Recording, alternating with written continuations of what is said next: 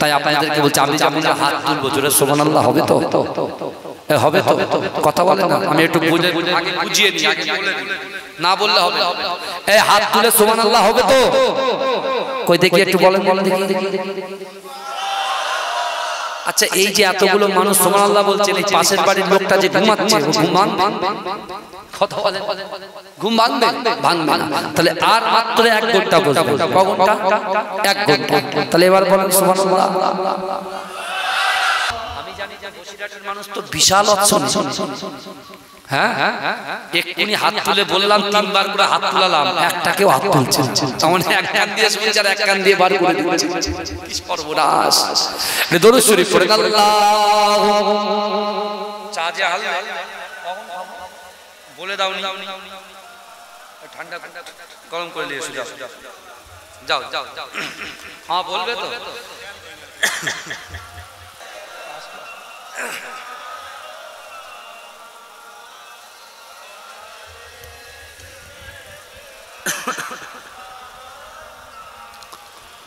আমার বাবাজিরা ভাইরা, যে কথা আমি আপনাদের সঙ্গে বলছিলাম, বিশ্বনবী রাসূল সাল্লাল্লাহু আলাইহি ওয়াসাল্লাম দরবারে বসে আছে, একজন যুবক এসে আল্লাহর রাসূলের সামনে ফুপিয়ে ফুপিয়ে কাঁদছেন। আল্লাহর রাসূল জিজ্ঞাসা করছেন, বাবা তুমি কাঁদছো কেন, কি হয়েছে? বলছি, ইয়া রাসূলুল্লাহ, আমার মা বাপ দুনিয়া থেকে বিদায় নিয়েছে, তারা কবরে শুয়ে আছে, কিন্তু যে বাড়িটা আমার জন্য তারা উপস্থাপন করেছেন, যে বাড়িটা বানিয়ে দিয়ে গেছে, আমি যখন ওই বাড়ির ভিতরে ঢুকি, ইয়া রাসূলুল্লাহ, আমার যখন যৌবন ছিল, আমার শরীরে যখন শক্তি ছিল, আমি মা বাপকে গুরুত্ব দিতাম না। এই শুনছে? অসুবিধা হচ্ছে নাকি? হ্যাঁ, বর্তমানে শতকরা গ্রামের যুবক ছেলে মা বাপকে গুরুত্বই দেয় না। হ্যাঁ, তেরা বলে কোরআন মানে, ঠিক আছে, কেমন কোরআন মানে একটু দেখি। কোরআনে আয়াতটা বলি শোনেন। আল্লাহর কোরআন বলছে, বিসমিল্লাহির রহমানির রহিম, ফালা তাকুল্লাহুমা উফফি ওয়ালা তানহারহুমা ওয়া কুল্লাহুমা কওলান কারীমা। আল্লাহর কোরআন বলছে, বান্দা ও বান্দি, তোমাদের আচার আচরণে, তোমাদের ব্যবহারে, এই শুনছেন তো যুবক, শোনো না, তোমাদের আচার আচরণে, তোমাদের ব্যবহারে তোমাদের পিতা মাতা যেন উফ শব্দ না করে। কি শব্দ না করে? উফ শব্দ না করে। এখন ওই যুবক মদিনার মসজিদে নববী শরীফে আল্লাহ রাসূলকে বললেন, ইয়া রাসূলুল্লাহ, চোখ থাকতে, যৌবন থাকতে, শক্তি থাকতে আমার পিতা মাতাকে আমি সেইভাবে খিদমত করতে পারিনি। ইয়া রাসূলুল্লাহ, ইয়া হাবিবাল্লাহ, হুজুর, আমি যখন বাড়িতে যাই, বাড়িতে গিয়ে আমার মনটা খারাপ হয়ে যায়, আর মনে মনে চিন্তা হয় যে আমার মা বাপ যদি বেঁচে থাকতো, আজকে আমি বাড়িতে বসে থাকতাম না, শুয়ে থাকতাম না, আমার মা বাপকে আমি খিদমত করে আল্লাহকে খুশি করতে পারতাম। এই জন্য বলবেন না, সেই কবরওয়ালাদের রুহের মাগফিরাতের উদ্দেশ্যে বসেছি আমরা। আপনি কি মনে করছেন, আপনার দোয়াটা কি আল্লাহর দরবারে পৌঁছবে না? হ্যাঁ, অনেকেই মজা নেবে, যারা এইসব স্টেজে উঠতে পারে না, বলতে পারে না, বুঝতে পারছেন না, তাদের তো রাগ হবে। তারা বলে, দুটো জলসা দিয়ে কি হবে? আমি বলছি, ভাই, ইউটিউবার ভাইরা এসেছেন, রেকর্ড করছে, এটা 10 মাস, 1 বছর, 4 বছর, 10 বছর পরে চালাবেন, একই জিনিস শুনতে পাবেন। কিন্তু মা, আপনি যে রাত জেগে যে মাটির বুকের উপরে বসে আছে, আমার যুবকগুলো যে মাটির বুকের উপরে বসে আছে, এই মাটিটাও সবকিছু রেকর্ড করছে আজকে দিনে। আপনার সুবহানাল্লাহ, আলহামদুলিল্লাহ, তাকবীর, দরুদ, কোরআন তেলাওয়াত, শ্রবণ করা যা কিছু আছে সবকিছু রেকর্ড করছে। বুখারী শরীফের সহিহ হাদিস, কাল কিয়ামতের মাঠে আল্লাহর হাতে তারাজ্জু থাকবে, মিজানের পাল্লা থাকবে, ওই পাল্লাতে আল্লাহ যখন হিসাব নেবে, যখন আমাদের ভাগ্যে জাহান্নাম জুটবে, আল্লাহ পাক রব্বুল আলামিন জান্নাত জাহান্নামী ফেরেশতাকে ডেকে যখন জাহান্নামে ঢোকাতে যাবে, যে মাটির বুকের উপরে আমি, আপনি, আমরা বসে আছি, এই মাটির জবানটা খুলে যাবে, আর আল্লাহকে বলবে, আল্লাহ দাঁড়ান, এই বান্দা বান্দিকে আপনি জাহান্নামে দিতে পারেন না, জাহান্নামে দিতে পারেন। আল্লাহ জিজ্ঞাসা করবে, কেন দেব? বলে, আল্লাহ, আপনার এই বান্দা বান্দিরা আপনার সেই কোরআনের আয়াত বাপ মা জানে কষ্ট না পায়, উফ শব্দ না করে।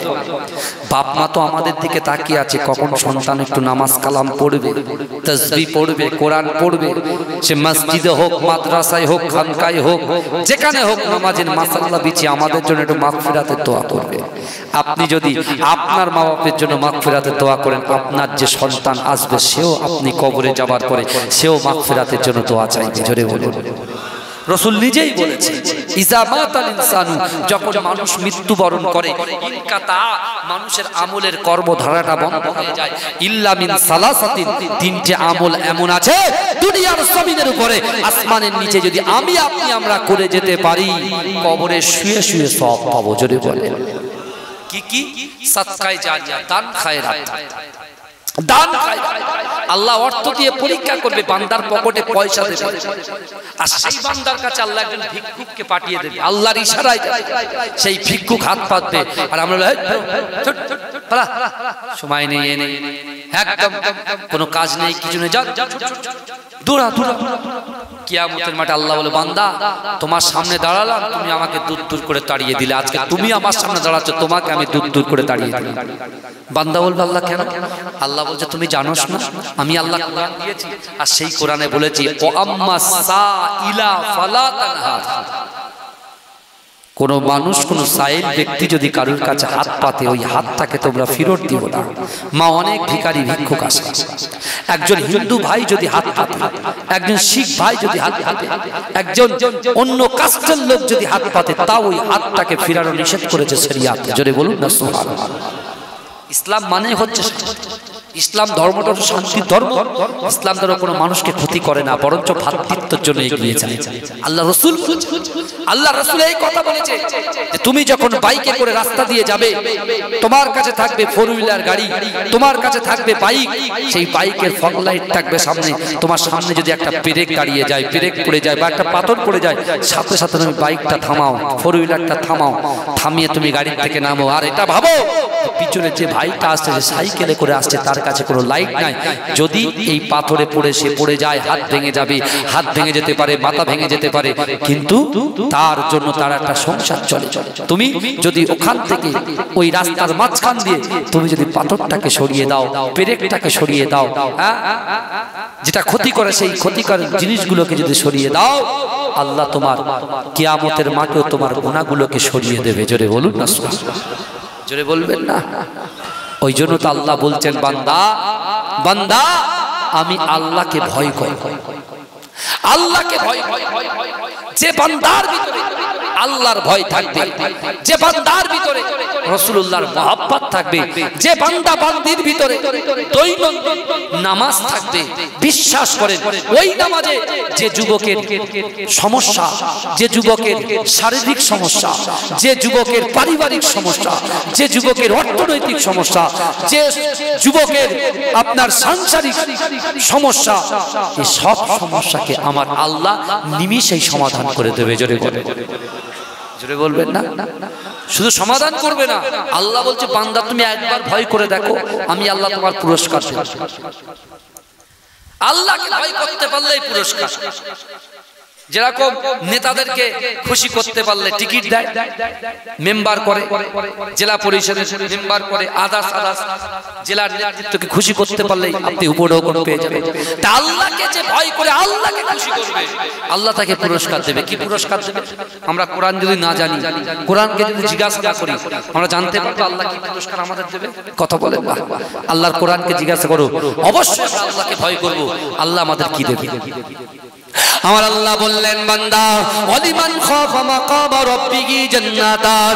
হে আমার বান্দা বান্দীরা, আমি আল্লাহ তোমাদেরকে জানিয়ে দিলাম, না না না, কাল কিয়ামতের মাঠে আমি আল্লাহর সামনে দাঁড়ানোকে যদি কোন নারী পুরুষ ভয় করে, বান্দা বান্দি ভয় করে, আমি আল্লাহ পাক ওই কিয়ামতের মাঠেতে আমার বান্দা বান্দি আমি আল্লাহর সামনে কে দাঁড়ানোর জন্য যদি ভয় করে, আমি আল্লাহ পাক ওই বান্দা বান্দিকে দুটো জান্নাত পুরস্কার দিয়ে দেব। জোরে বলে, জোরে হবে না সুবহানাল্লাহ। আল্লাহ পরীক্ষা করবেন, কিন্তু ভয় কি ভয়?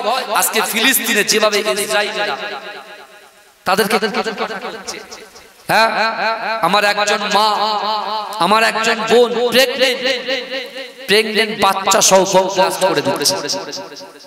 আমাদের প্রথম কেবলাটা, প্রথম কেবলার নাম কি বলেন তো? এই বলে আমাদের প্রথম কেবলা বাইতুল মুকাদ্দাস, বাইতুল মুকাদ্দাসটা হচ্ছে আমাদের প্রথম কিবলা। এই দেখেন শুনেন, আল্লাহ এই পৃথিবীর জমিনে তিনটে মসজিদকে সম্মানিত করেছেন। কটা মসজিদ? সকল মসজিদ আল্লাহ সম্মানিত, তিনটে প্রসিদ্ধ করেছেন। তিনটে মসজিদ, এক কাবা বাইতুল্লাহ শরীফ, দুই মদিনা শরীফ, আর তিন বাইতুল মুকাদ্দাস যেটা ফিলিস্তিনে অবস্থিত। ওই ফিলিস্তিনের বাচ্চা বাচ্চা যুবকদের সামনে মাকে হত্যা করা হলো, বাপকে হত্যা করা হলো, গাড়ি বাড়ি সব শেষ করে দেওয়া হলো। বাচ্চা বাচ্চা যুবকগুলো বাইতুল মুকাদ্দাসের চারপাশ যখন ঘুরছে, সেনাবাহিনীরা বলছে তোর বাপ চলে গেছে, মা চলে গেছে, দাদা চলে গেছে, দাদি চলে গেছে, তোরা কেন এখানে ঘুরঘুর করছিস? ওই বাচ্চা বাচ্চা যুবকগুলো তারা বুক ঠুকে আল্লাহর দিকে ইশারা করে তারা বলছে, আল্লাহ বলেছে ওয়াত্তাকুল্লাহ, আমি আল্লাহকে ভয় করো।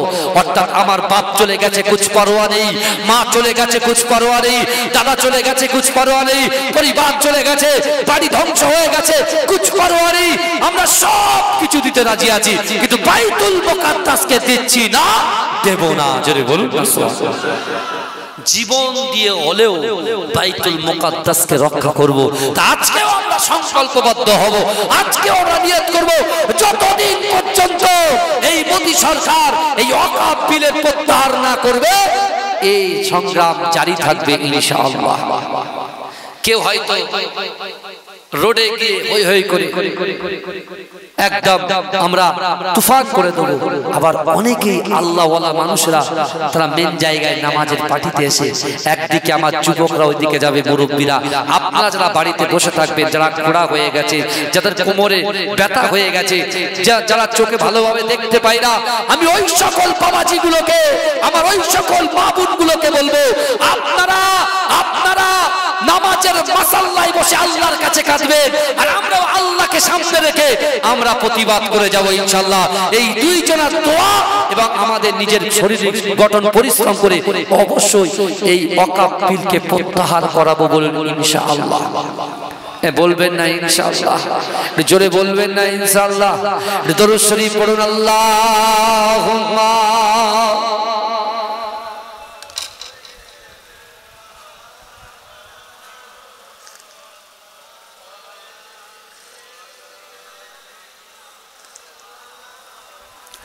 জিকির করুন লা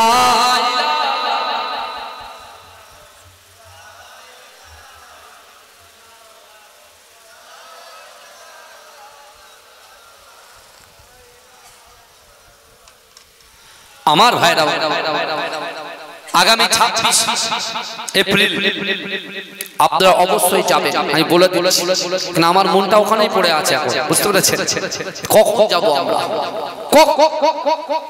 কিন্তু আমার ভাইরা, আল্লাহ পরীক্ষা করবেন। প্রথমে আয়াত দিয়ে বলেছেন ওহু লা ইফতানু, আল্লাহ পরীক্ষা করবে টাকা দিয়ে। আর রাসূল কি বলেছেন? যার ভিতরে আল্লাহর ভয় থাকবে, রাসূলুল্লাহর মহব্বত থাকবে, আর নামাজের পার্টি থাকবে, সেই পার্টিতে সে আল্লাহর কাছে যেটা চাইবে আল্লাহ তার অসম্ভবকে সম্ভব করে দেবে। জোরে বলে। মদিনা শরীফে একজন যুবক ছিল, বুঝলেন? মদিনা শরীফে রাসূলুল্লাহর একজন সাহাবা ছিল, সে দিন আনে দিন খায়, নুন আনতে পান্তা ফুরায়। এই বুঝতে পারছেন? নুন আনে নুন খায়, দিন আনতে পান্তা ফুরায়। হযরতে হুযাফা রাদিয়াল্লাহু তাআলা আনহু সে চিন্তা করছে যে আল্লাহ, মদিনার মানুষরা যারা নামাজ পড়ে না, যারা রোজা রাখে না, যারা আল্লাহ তাদের আপনি দুম্বা উঠে ভরপুর করে দিচ্ছেন। আল্লাহ আল্লাহ, আমি তো আপনাকে ভয় করি, রাসূলকে মহব্বত করি, নামাজের পার্টিতে আমি তো আপনার কাছে দোয়া চাই, আল্লাহ আপনি কি আমার 2-4টে উটের মালিক করবেন না? এই শুনছেন? আল্লাহ পাক রব্বুল আলামিন সেই রাসূলুল্লাহ সাহাবাকে 2 থেকে 5 দিনের ভিতরে যে দিন আনে দিন খেত, নুন আনতে পান্তা ফুরাতো, তাকে আল্লাহ 4টে উটের মালিক করে দিলেন। জোরে বলে। এই জোরে বলবেন না? ভালো করে বোঝেন, যার অর্থ লাগবে, যার সম্পদ লাগবে, যার ইজ্জত লাগবে, যার সম্মান লাগবে, যার জান্নাত লাগবে, এই 3টে নিয়মের মাধ্যমের ভিতরে করুন, দেখবেন সব সাকসেস হয়ে যাবে। আর যদি আল্লাহর ভয় বাইরে মোহাব্বত বাইরে রেখে যদি আজ মনে করছে যে আমার তো 1 কাঠা জমি বিক্রি করলে 1 কোটি টাকা। আমার দরবার শরীফের পাশে বিশেষ করে মুজাদ্দিদ জামান দাদা হুজুর পীর কেবলা রাহমাতুল্লাহ আলাইহির খলিফা আমার পরদাদা, যিনি ফুরফুরা ফাতিহা টাইটেল মাদ্রাসা প্রথম সুপারিনটেন্ডেন্ট ছিলেন, একটানা 24 বছর খিদমত করেছিলেন। জোরে বলে ঠিক আছে। তারিখ লাগতে জিগার আমার দাদা ভাই সাসুফি আবুল মারেফ মাহমুদ বাক্তারি রহমাতুল্লাহ আলাইহি, তিনি নিউ টাউনে শুয়ে আছেন, আমার আব্বা শুয়ে আছেন জালালিবাগ দরবার শরীফে। হ্যাঁ, ওই নিউ টাউনে 1 কোটি 1 কাঠা জমির দাম 1 কোটি টাকা, বুঝলেন? একদম পুরো মেট্রো যে ফ্লাইওভারের নিচে যে জমিগুলো, 1 কাঠা জমির দাম 1 কোটি টাকা। ভালো করে তো এখন ও মনে মনে ভাবছে তো আল্লাহকে ভয় করে কি হবে, রাসূলকে ভালোবেসে কি হবে, টাকা তো আমার আছে। 1-2 কাঠা জমি বিক্রি করে 2 কোটি পেয়েছে, পরে খুব মজমস্তি করেছে। আল্লাহ শুধু একটা ফুসকুড়ি দিয়েছে পায়ের পাশে, বুঝতে পারছেন? সেই ফুসকুড়িটা গিয়ে ভর্তি হচ্ছে অ্যাপোলায় ভর্তি হয়ে 2 কোটি তো শেষ, বাঁচার জন্য এখন সে কি করছে, সব শেষ করে এখন ভ্যান চালাচ্ছে, কিছু করার কথা। বুঝলেন? আল্লাহ সহজে কাউকে ধরে না, ধরলে পরে কথা বলে ছাড়ে না। আল্লাহ ফিরাউনকে ধরেছে আর ছাড়েনি, ওকে কিন্তু সুযোগ দিয়েছে, বুঝতে পারছেন না? নমরুদকে আল্লাহ ধরেছে, ওকে সুযোগ দিয়েছে, কিন্তু আল্লাহ শেষে সুযোগ কাজে লাগাতে পারেনি, ওকে কি করেছে বলেন, শেষ করে দিয়েছে। আর এই মোদি বাবুকেও ধরে সুযোগ দিচ্ছে এখন যে মুসলমানরা পথে নেমেছে, ভাই বিলটা প্রত্যাহার করে, কারণ এরা আলীর উত্তরসূরি, উসমানের উত্তরসূরি, আবু বকরের উত্তরসূরি, অর্থাৎ এরা যখন জাগবে তখন এরা ডান দিকে বা দিকে তাকাবে না।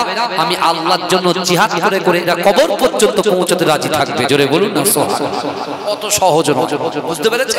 হ্যাঁ, আমার মুজাদ্দিদ জামান দাদা হুজুর পীর কেবলা ইংরেজ সরকারের বিরুদ্ধে খুব লড়াই করেছে।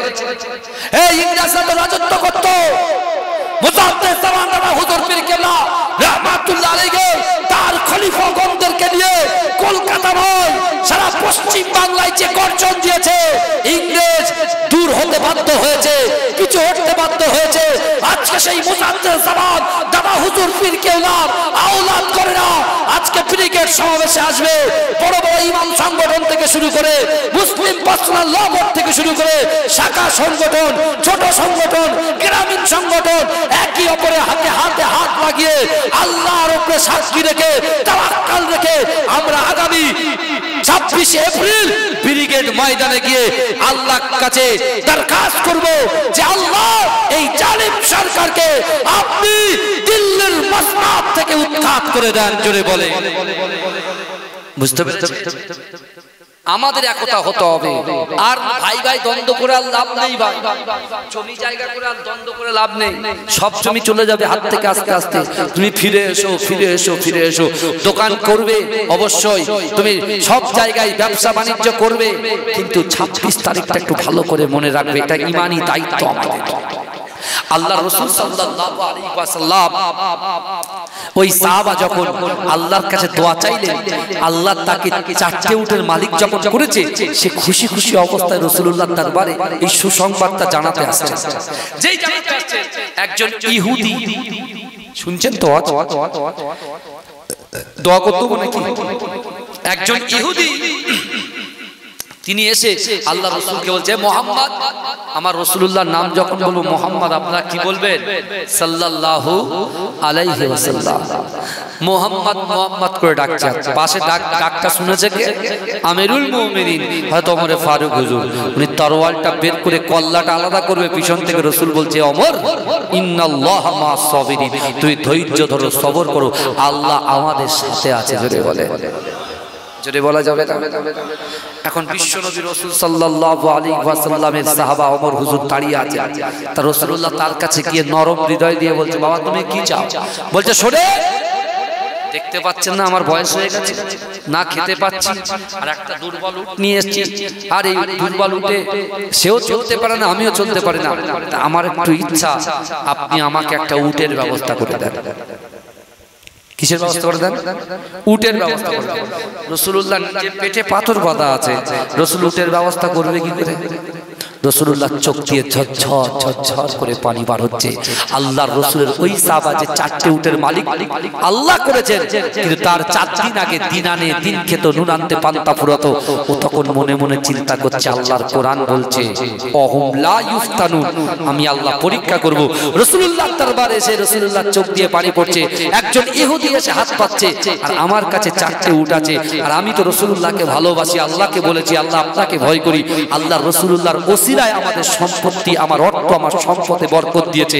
না না না, এ যুবকেরা, ওই সাওয়া তার 4টে উটের ভিতর থেকে আল্লাহর রাসূলের কাছে এগিয়ে গিয়ে রাসূলুল্লাহর চোখের পানিটা মুছিয়ে দিয়েছে। আল্লাহ রাসূল বলছে, বাবা তুমি চোখের পানি মুছাচ্ছ কেন? বলছি, ইয়া রাসূলুল্লাহ, ইয়া হাবিবাল্লাহ, হুজুরনা না, কাল কিয়ামতের মাঠেতে আল্লাহ পাক জিজ্ঞাসা করবে, ও আল্লাহর রাসূলের সাহাবা, কেন কেন তোমার কাছে তো 4টে উট ছিল, ওই 4টে উটের ভিতর থেকে একটা উট তো আমার রাসূলুল্লাহর মহব্বতে দিতে পারতে, কিন্তু না না না, তুমি উট দাওনি, অর্থাৎ আমি আল্লাহ তোমার প্রতি অসন্তুষ্ট।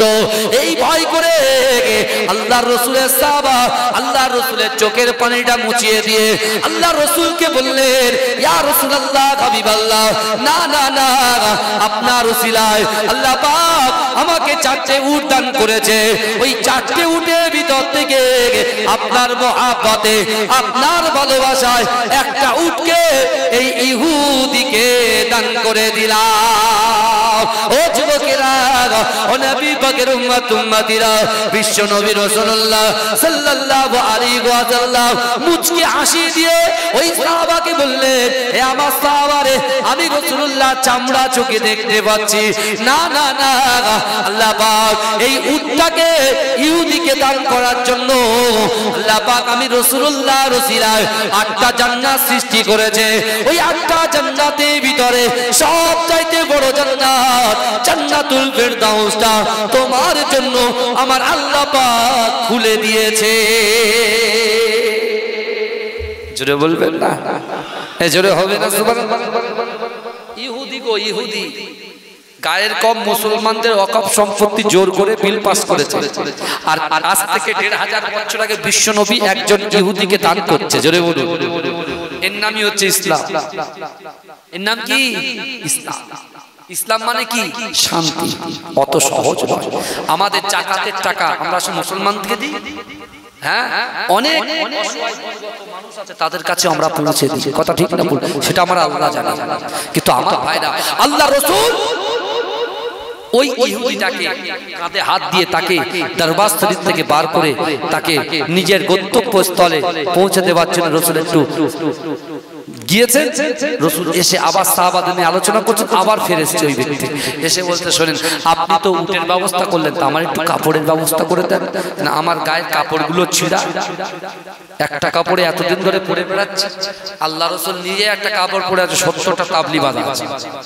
আল্লাহ রাসূল কাঁদতে শুরু করে, যে পাশে বসেছিলেন আল্লাহ রাসূলের মস্ত বড় সাহাবা, যার নাম আবু সাঈদ খুদরি। কি নাম বললাম? আবু সাঈদ খুদরি রাদিয়াল্লাহু তাআলা আনহু। সে তখন চিন্তা করছে, না না না, আল্লাহ রাসূলের দরবারে এসে একজন ইহুদি খালি হাতে ফিরে যাবে, এটা কখনো সহ্য করতে পারবো না। তিনি কি করলেন জানেন? তার 4 জোড়া জামা থেকে 1 জোড়া জামা ইহুদিকে দান করে দিলেন। জোরে বলেন, জোরে বলবেন না? আল্লাহ রাসূল বলছে, বলে আবু সাঈদ খুদরি রে, আল্লাহ দেখতে পাচ্ছি 8টা জান্নাতের ভিতরে আল্লাহ পাক একটা জান্নাতকে তোমার জন্য খুলে দিয়েছে। জোরে বলে, পাক পাঞ্জাতন, আমরা নাম শুনেছি পাক পাঞ্জাতন, পাক পাঞ্জাতন শুনেছেন, কিন্তু পাক পাঞ্জাতন কারা এটা অনেকেই আমরা জানি না। পাক পাঞ্জাতন হলো বিশ্ব নবী রাসূলুল্লাহ হযরতে মা ফাতেমাতুজ জোহরা রাদিয়াল্লাহু তাআলা আনহা, শেরে খোদা আলী রাদিয়াল্লাহু তাআলা আনহু, ইমামে হাসান, ইমামে হুসাইন, এই 5 জনকে বলা হয় পাক পাঞ্জাতন। জোরে বলে, জোরে বলে, এই 5 জনের মহব্বতে 3 জন দিয়েছেন, এখনো 2 জন বাকি কি আছেন? তাড়াতাড়ি বলেন, যা শেষ ভালো তার সব ভালো, তাড়াতাড়ি। আল্লাহর কোন বান্দা আছে তার মায়ের জন্য, বাপের জন্য? এই আল্লাহ রাসূল বলেছে, এই যুবককে, যদি তোমার মা বাপকে খিদমত করতে চাও, তোমার গচ্ছিত সম্পদ থেকে কিছু দান করে দাও। তুমি যদি দান করে দিতে পারো, তোমার মরা পিতা মাতার কবরে থাকা অবস্থায়, তুমি বেঁচে থাকা, দুনিয়ায় বেঁচে থাকাকালীন যে খিদমত তুমি করতে, সেই খিদমতে সওয়াব পেয়ে যাবে। জোরে বলে। আর আল্লাহ রাসূল একটা দোয়া শিখিয়েছেন, রব্বিরহামহুমা কামা রব্বায়ানি সাগীরা। তুমি যদি নামাজের পাটিতে তোমার মা বাবার জন্য দোয়া চাইতে পারো, কবরে শুয়ে শুয়ে তোমার মা বাবার খিদমত করা হয়ে যাবে। জোরে বলে রাসূলুল্লাহ। সাহাবা যে দিন আনে দিন খায়, সেই সাহাবা যদি একটা উটের দাম হিসাব করে 50,000 টাকা, বর্তমান সময়ে 60-70 লাখ টাকা দাম, সে রাসূলুল্লাহর মহব্বতে মুসলমানকে দান করলেন না, ইহুদিকে দিলেন। আর ইহুদিকে দেওয়ার জন্য আল্লাহ জান্নাত দিয়ে দিলেন। আজকে মুসলমান ভাইদের জন্য আমরা তাড়াতাড়ি বলি কে আছে, কে আছে, তাড়াতাড়ি বলেন কে আছে।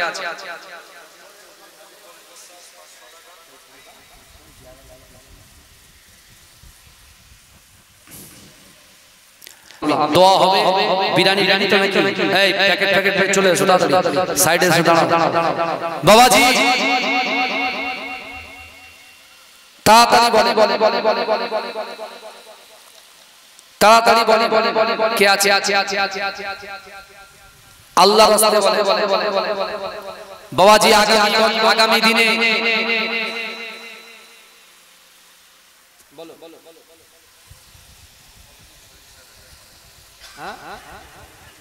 এই দেখে বাবাজি, যুবকরা মিলে 40,000 টাকা আমার হাতে তুলে দিয়েছে। তাকবীর দেন, নারে তাকবীর, তাকবীর দেন, নারে তাকবীর। আমার যুবক ভাইরা মিলে 40,000 টাকা দিয়েছে। এ যুবকেরা ভালো করে বোঝেন, আগামী 26শে এপ্রিল ইনশাআল্লাহ কলকাতা ব্রিগেড ময়দানে বিশেষ করে মুজাদ্দেদ জামান দাদা হুজুর পীর কেবলা, আওলামারা এবং যত সংগঠন আছে, ইমাম সংগঠন থেকে শুরু করে, শাখা সংগঠন থেকে শুরু করে, গ্রামের ছোট সংগঠন থেকে শুরু করে, অল ইন্ডিয়া মুসলিম পার্সোনাল ল বোর্ডের ডাকে হুজুরদের উপস্থিতিতে আগামী 26শে এপ্রিল মহাসমাবেশ। আজকে আমাদের মুসলমানদের নৈতিক কর্তব্য, আজকে মোদী সরকার যেভাবে রাতারাতি মুসলমানদের সম্পত্তিটাকে নিজেদের করে নিয়েছে, আজকে আমাদের পবিত্র কবরস্থানটাকে অপবিত্র করার জন্য যে চক্রান্ত তারা শুরু করছে, তাদের এই অন্যায়ের বিরুদ্ধে প্রতিবাদ করার জন্য আল্লাহর ভয়, রাসূলুল্লাহর মহব্বত দিয়ে ইনশাআল্লাহ ব্রিগেড ময়দানে যাব। আর আল্লাহ বলেছে, বান্দা মান কানা লিল্লাহ কানাল্লাহু লাহু, যে ব্যক্তি আমার হয়ে যাবে আমি আল্লাহ তার হয়ে যাব। কারা কারা যাবে ব্রিগেডের ময়দানে? হাত তোলে। তাকবীর দেন, নারে তাকবীর, নারে তাকবীর। এই ওয়াকাফ আইন মানছি না, মানব না। ওয়াকাফ আইন মানছি না, মানব না। ওয়াকাফ আইন মানছি না, মানব না। ওয়াকাফ বিলকে প্রত্যাহার করতে হবে, এই দাবি আমাদের থাকবে। এই যুবকরা ভয় করব না, কোন এমপিকে ভয় করব না, পৃথিবীর কোন নেতাকে ভয় করব না। যে আল্লাহ দুটো করে চোখ দিয়েছে, যে আল্লাহ দুটো করে হাত দিয়েছে, পা দিয়েছে, জবান দিয়েছে, ইজ্জত দিয়েছে, আল্লাহর কোরআনকে সম্মানার্থে, আল্লাহর কোরআনকে সম্মানার্থে, কবরস্থানকে পবিত্র রাখতে, নিজের বাপ দাদারা যে জায়গায় মাটি দিয়েছে তাদের লাশটাকে সংরক্ষণের রাখতে আমরা আগামী 26শে এপ্রিল ব্রিগেড ময়দানে গিয়ে আল্লাহর কাছে এই কাজ করব।